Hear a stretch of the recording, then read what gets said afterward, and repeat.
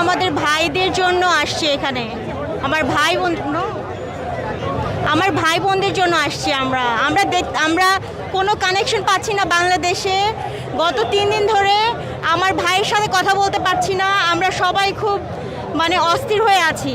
আপনার আপন ভাই? আমার আপন ভাই। কোথায় পড়ে? আমার আপন ভাই ও ঢাকা ইউনিভার্সিটিতে পড়ে। আমরা ও ফার্স্ট ইয়ারে। আর কোন ওর মেজর কি? আমি এত কিছু বলতে চাচ্ছি না, আচ্ছা, সিক্রেটের জন্য। কি হয়েছে আপনার ভাইয়ের সাথে, কি হয়েছে বলেন? আমার ভাইয়ের সাথে কি হয়েছে জানি না, আমরা কোনো খবর পাচ্ছি না কারোই। কোনো যোগাযোগ নাই না, কারোর সাথে দেশে আছে কি জানেন? খবর পাচ্ছি না। একবার ফোন পেয়েছিলাম ডিরেক্ট লাইনে, তারপর আর কোনো খবর নাই।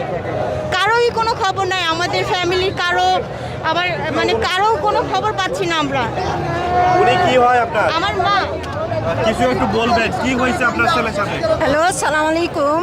আমি বলতে চাই দেশ ও দেশের উদ্দেশ্যে যে আমার দেশের সোনার ছেলেরা শিক্ষায় যারা মানুষ গড়ার কারিগর, তাদের সাথে যা হইতেছে, বাংলাদেশের সরকার যাহা কিছু করতেছে, এটা কোনো মানুষের ভিতরে না, এটা মানুষের মায়ের বুক কেন খালি করতেছে।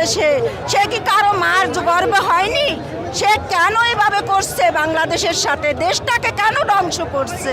আমার সোনার ছেলেরা যদি ধ্বংস হয়ে যায় আমাদের দেশে, আমরা কি করব বাইসা? আমাদের বাঁচার তো কোনো অধিকারই নেই। আমাদের দেশে কোনো মানুষ স্বাধীনভাবে বাস করতে পারছে না, স্বাধীনভাবে আর চাই না। আমরা শেখ হাসিনাকে আর বাংলাদেশে চাই না।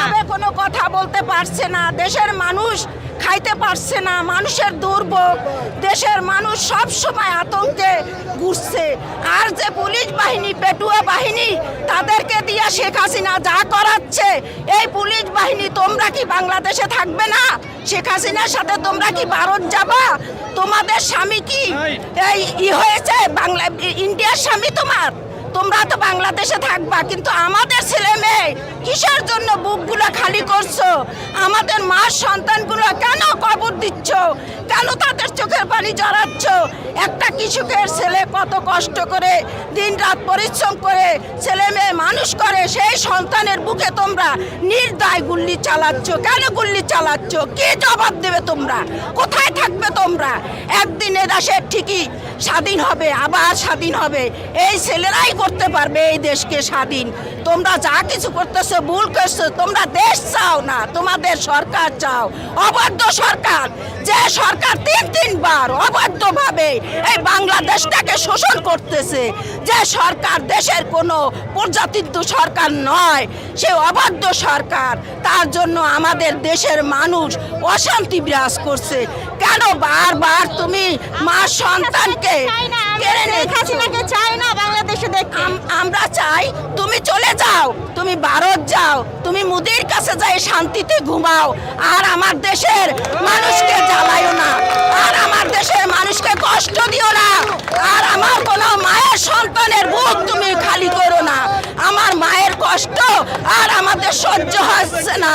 আমরা আজকে কত রাত ঘুমাইতে পারি না, চোখের পানি ঝর ঝর করে পড়ছে। আর নামাজে বসে শুধু আল্লাহর কাছে ফরিয়াদ করতেছি, হে আল্লাহ আমাদের সন্তানদেরকে রক্ষা করো। হে আল্লাহ, তুমি রহম করার মালিক, তুমি সর্বশ্রেষ্ঠ, তুমি সব জানো। আল্লাহু আকবার। এ বলে আমার বক্তব্য শেষ করলাম।